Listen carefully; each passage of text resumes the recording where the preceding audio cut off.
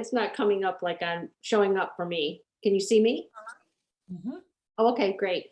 So hi, my name is Karen, and thank you for that wonderful introduction, Brittany. And a few other things that I would like to add is I've been a flight attendant for over 30 years, and I think that has helped and shaped one of the reasons why I really do gravitate doing grief work, because we have experienced so many different types of griefs throughout my span at American, which will go into different types of grieving. And I was hoping that we'd be able to make this like a little bit of an interactive type of lecture today, but I'm going to do the PowerPoint. I'm just going to suggest, if you have any questions during the presentation, if you just write it down on a paper so you don't forget, because sometimes, like Brittany said, a lot of emotions might be coming and bubbling up at this time when I'm talking and while you're here, and you just might not be able to remember exactly what it was that you wanted to say.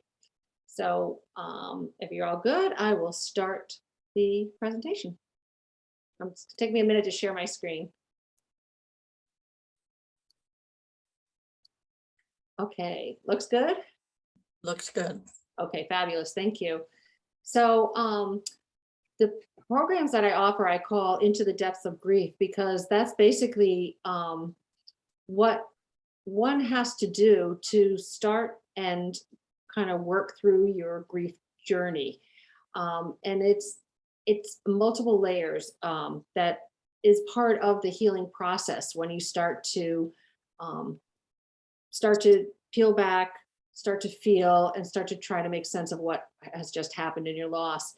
And a loss is something that you just don't get over. You'll hear that from somebody, work out the details, follow a straight line. It doesn't come with a timeline. And with a loss comes grief. And it is messy. That's all I can tell you.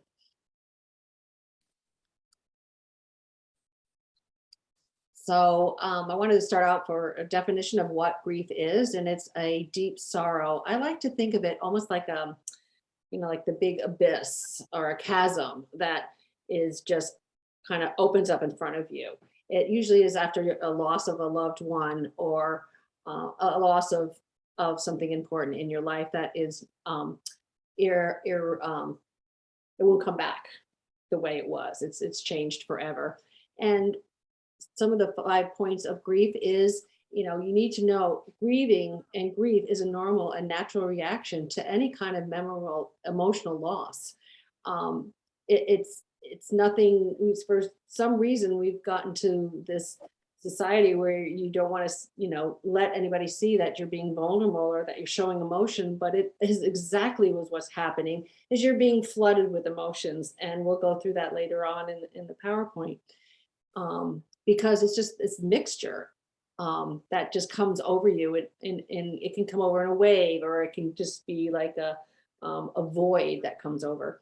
And that's the third thing, saying that the void is when you reach out and you find that whatever is that you lost, whomever, whatever it is no longer there, and you can't, reach out and pick up that phone or drive your car, whatever it is.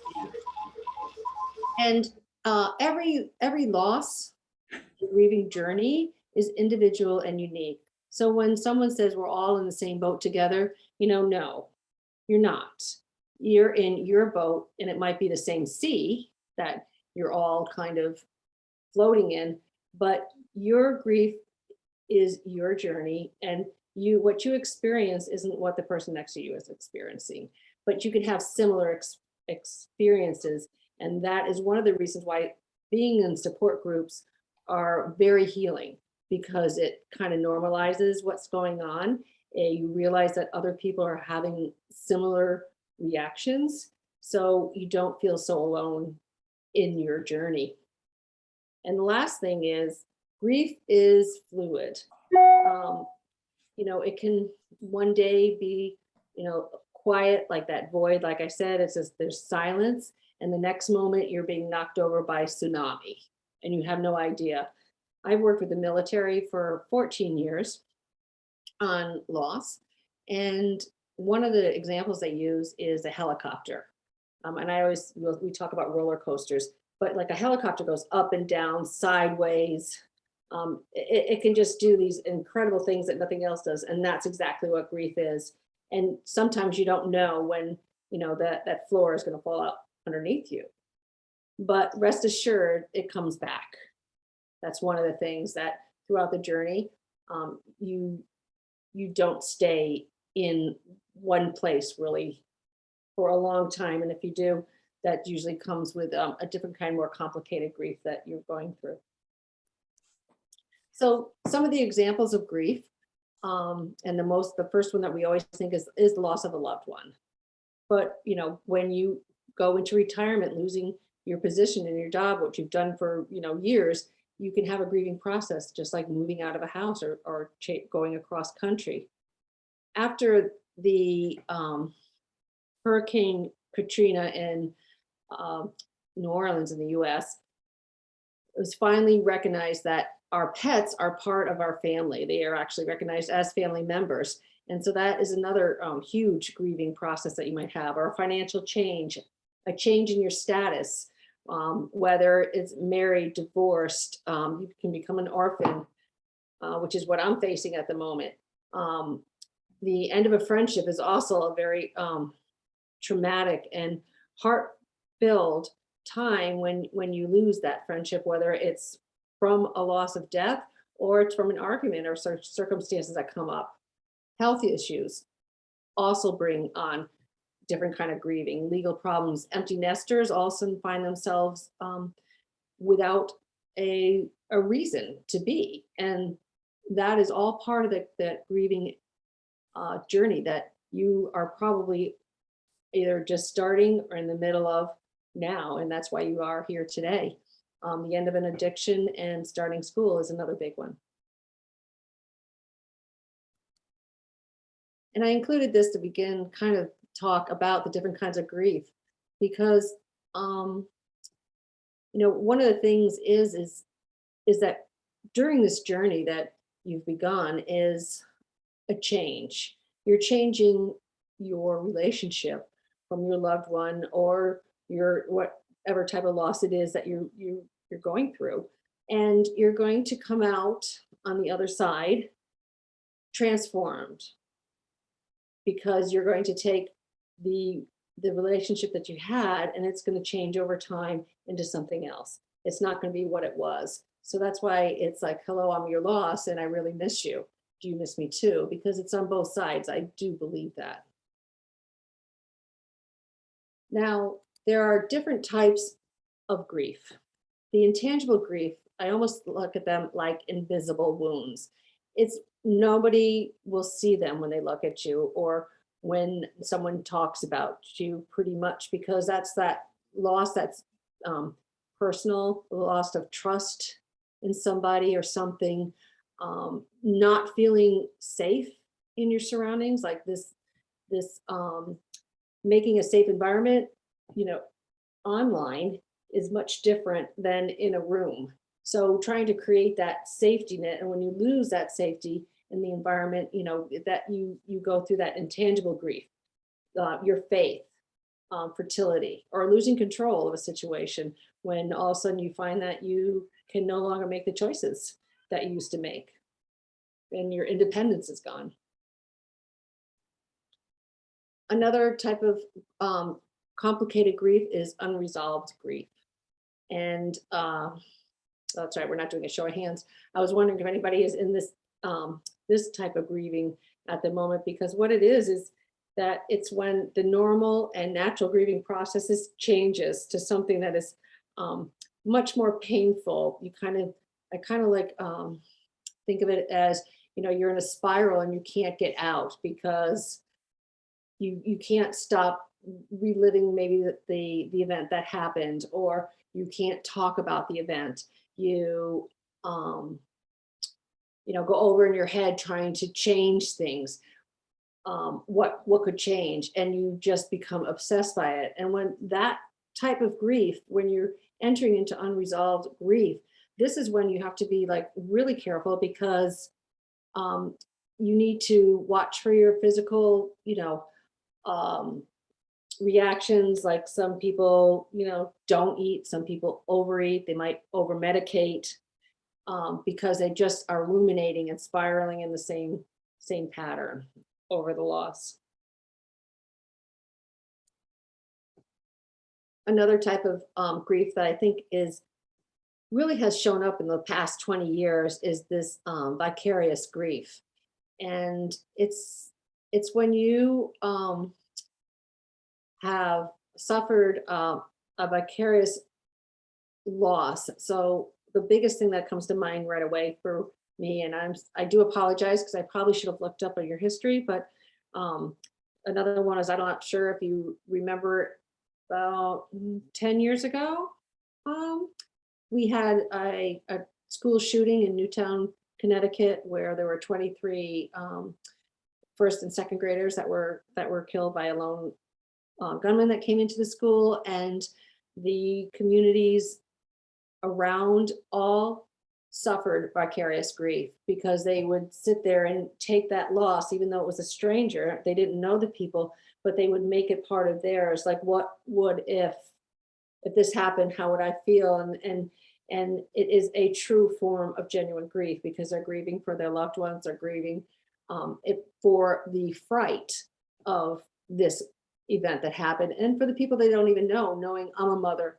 and there's another mother. So that's a vicarious grief that you can deal with.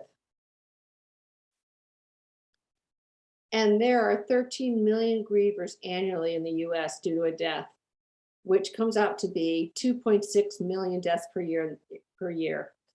And it's the average of 5 grievers per death. So I did look up on line for your area in Canada.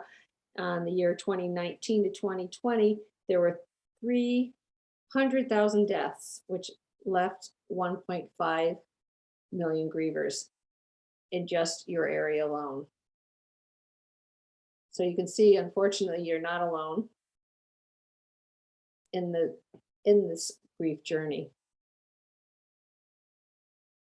And I'm sure that many of us have heard these myths and misconceptions of loss in the process of grieving. Time heals all. No, time doesn't heal all. Time is something. It's the healing process is the journey that you have to do.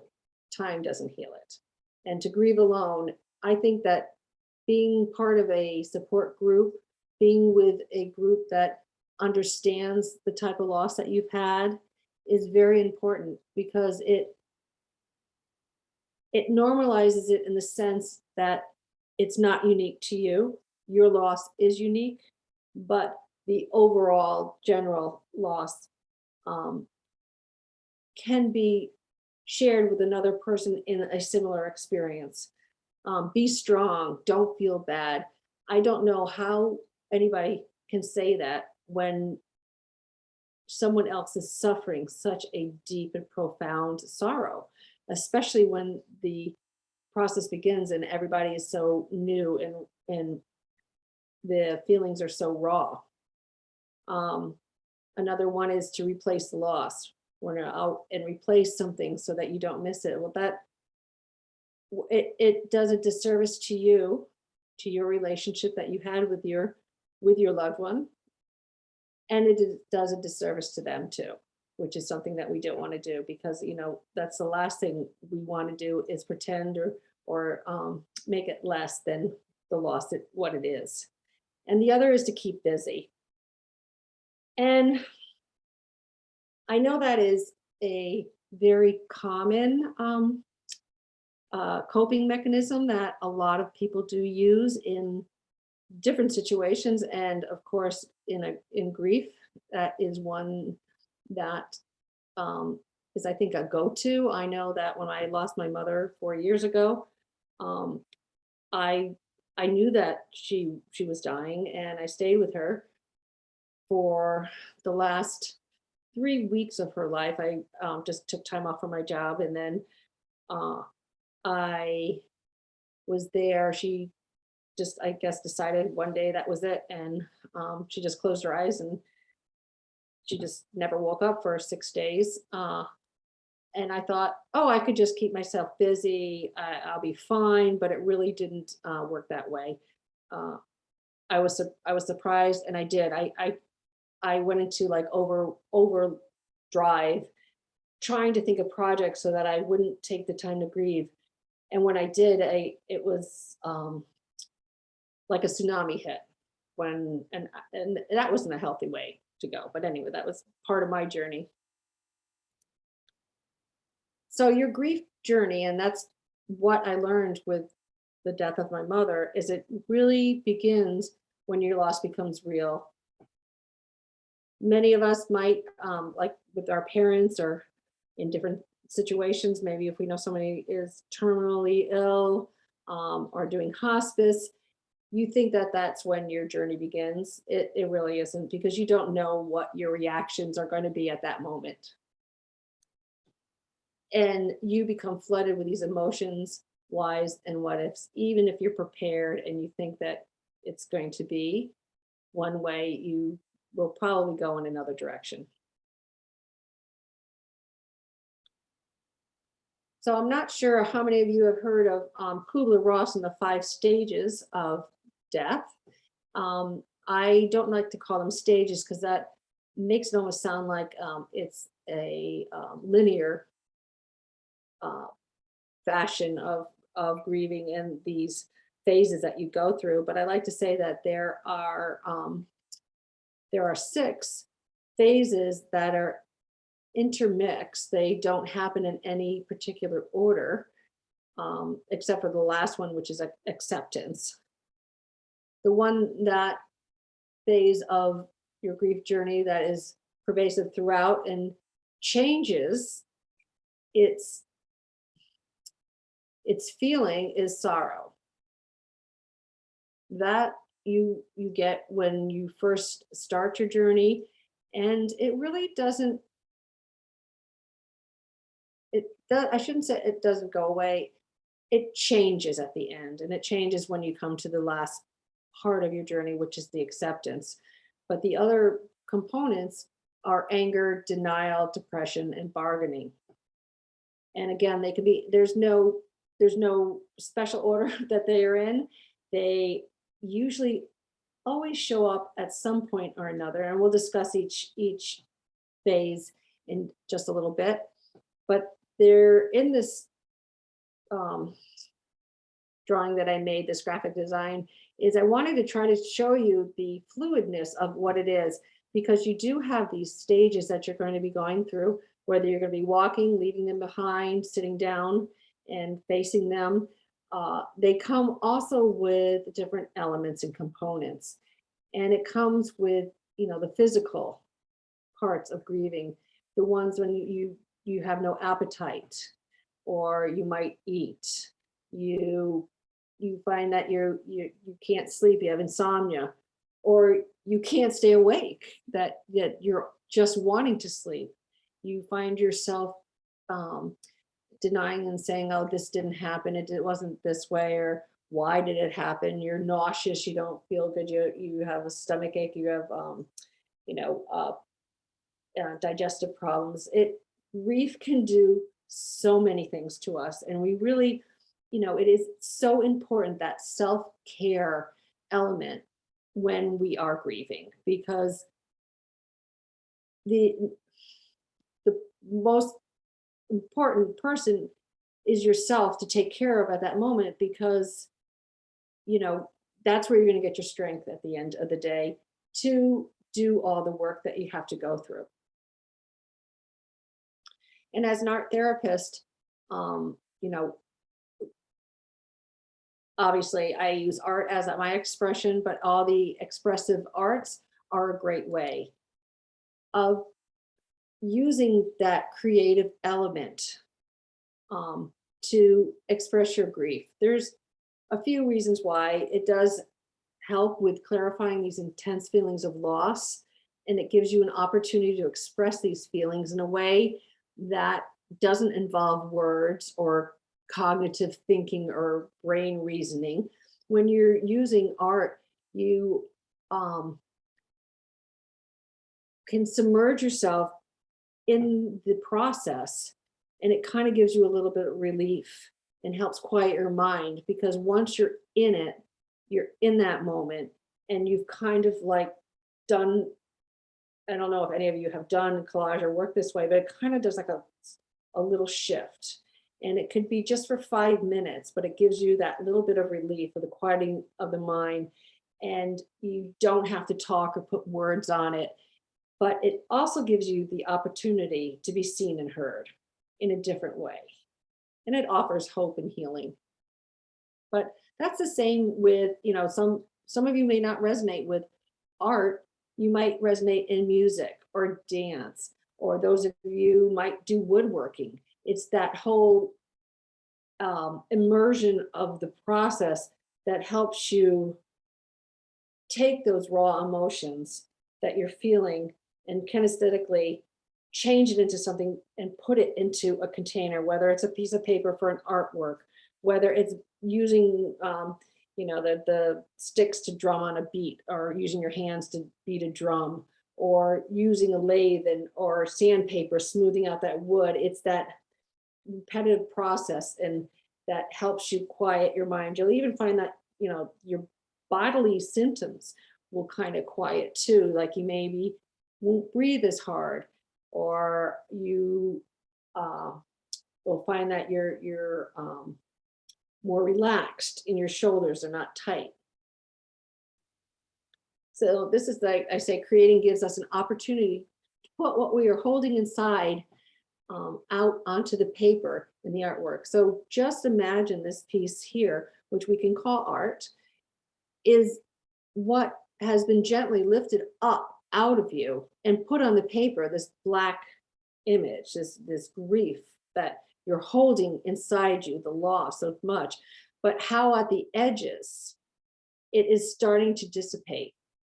And that's what the creative process helps you to do. It helps you to gently take those pieces, lift them up, and get them out, and make it something that's tangible and something concrete that you actually can work with, and that can hold and honor your grief too.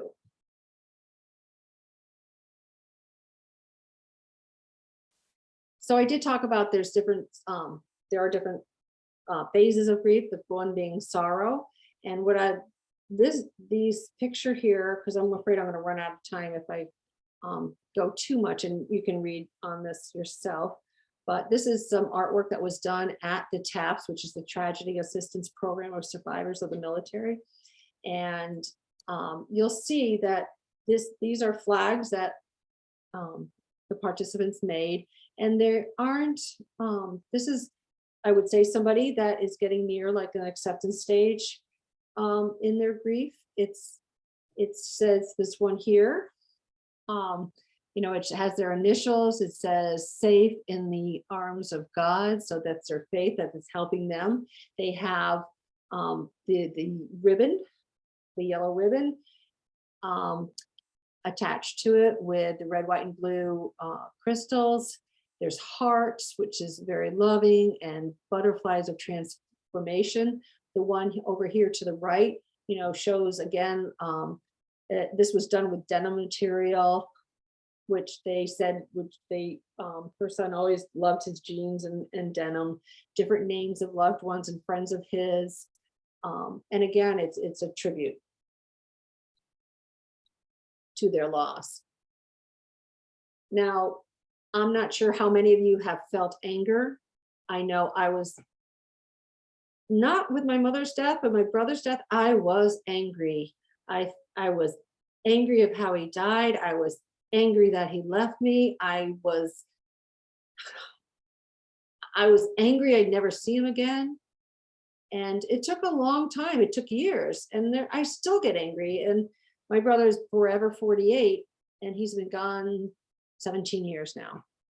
And I talk to him most of the time nicely, tell him how things are, but every once in a while, that anger kind of comes out. And you can see that in these two images. This is an altered book of mine, which I made. And this other image is a collage. This collage is really big. It's poster size of what she made.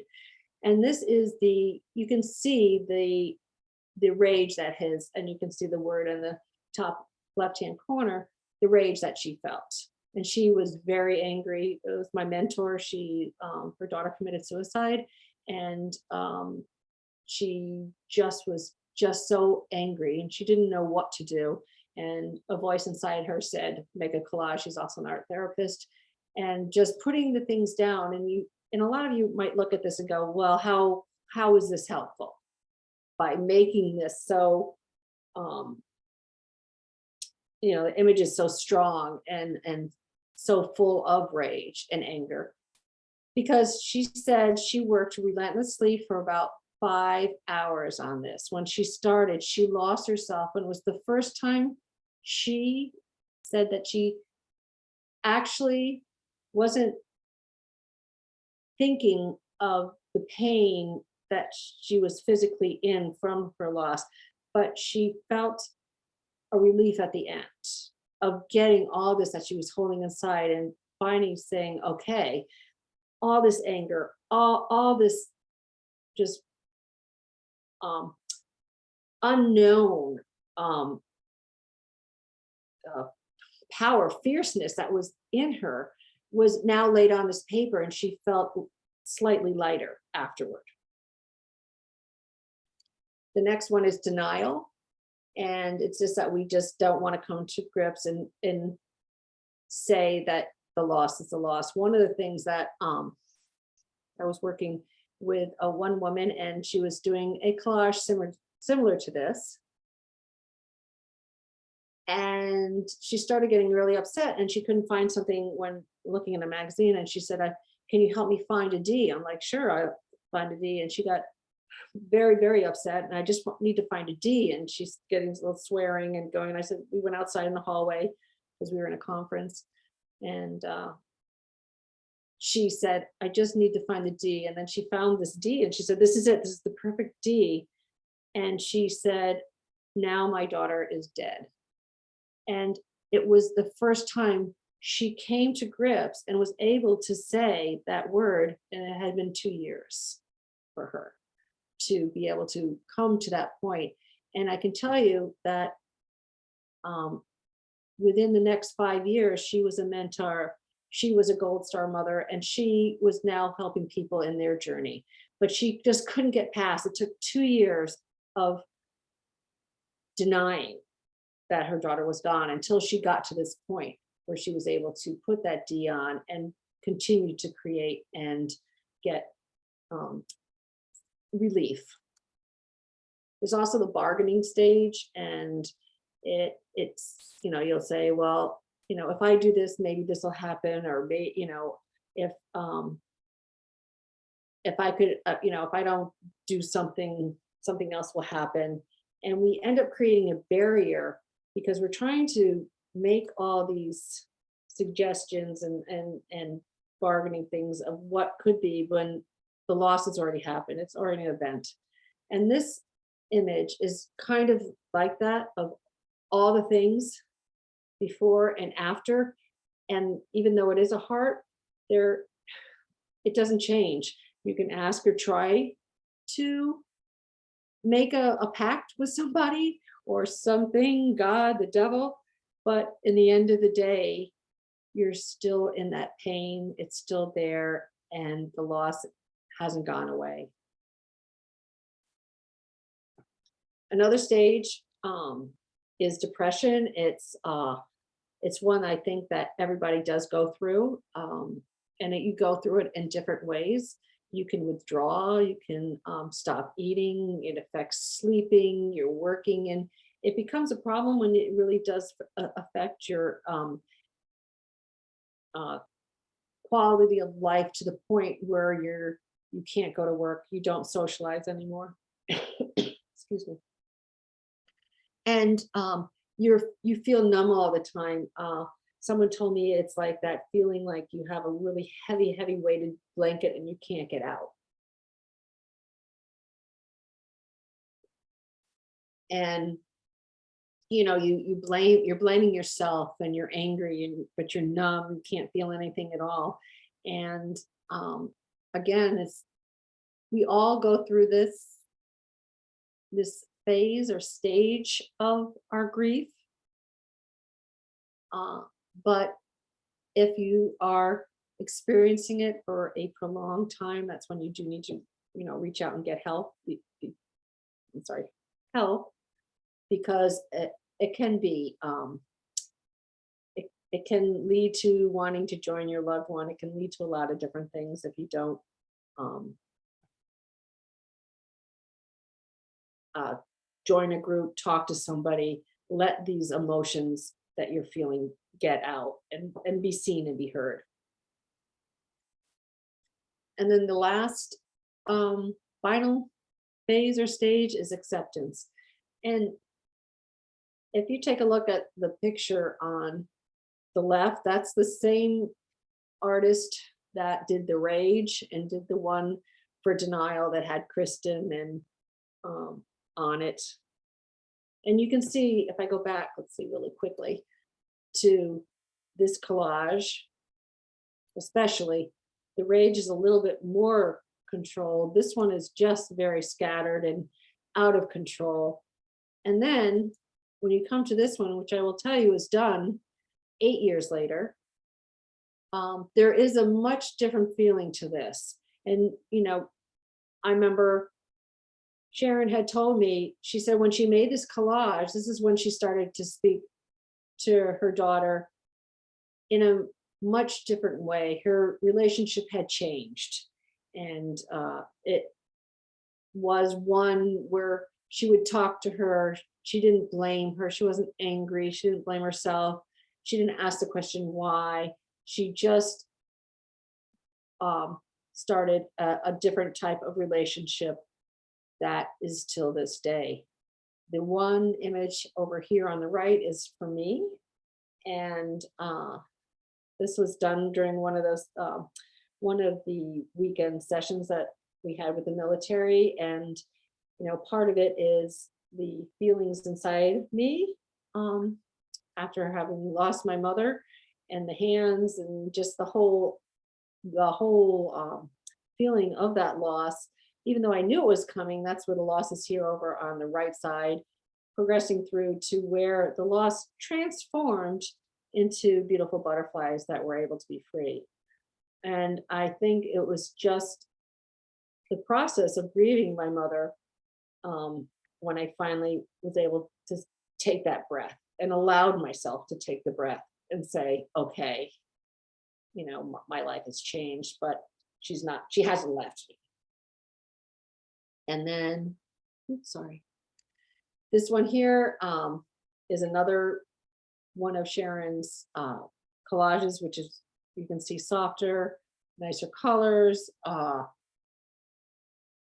Again, not angry. It seems much quieter. And that is when she started to be able to spend, a day, appreciating and actually allowing herself to have fun and to do it without the shame or the guilt of, the death of her daughter.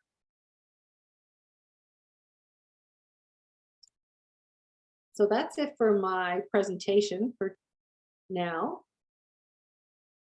I like to end this with the paintbrushes because it just shows that there's just so many different types of ways that you can create with a brush and colors. And there is at the end a release that will come if you're able to take time to